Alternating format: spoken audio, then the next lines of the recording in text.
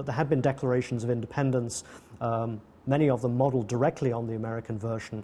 since the late 18th century, and then in increasing numbers in the early 19th century, particularly in the context of the Latin American independence movements. Two examples which show very clearly the influence of the American Declaration are the Venezuelan Declaration of Independence of 1811 and the Vietnamese Declaration of 1945. The Venezuelan Declaration proclaimed in much the same language as the American Declaration that the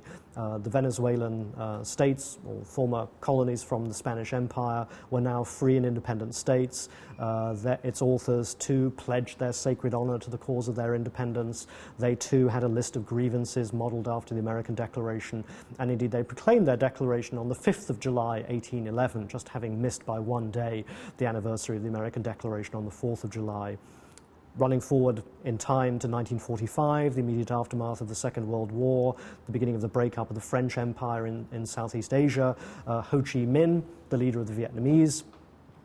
anti-colonial struggle against the French, wanted to produce a document, a Declaration of Independence for the Vietnamese Republic, which would appeal to American support at that period, while also invoking some of the French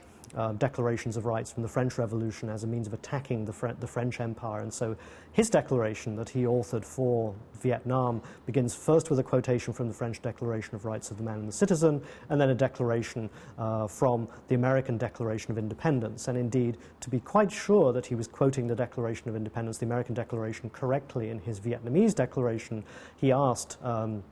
an OSS officer, an officer that is from the predecessor of the CIA, to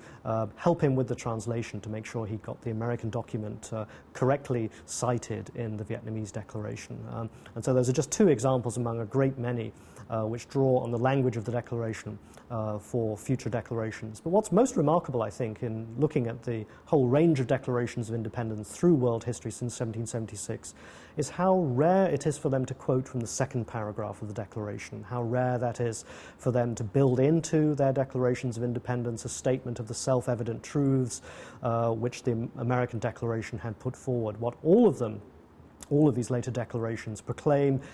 in some form or fashion is that a people, a nation, a group, a community were now free and independent states, or a free and independent state in the same terms as the American Declaration. And that, for most later authors of declarations of independence, was the central message of the Declaration, not the enumeration of self-evident rights.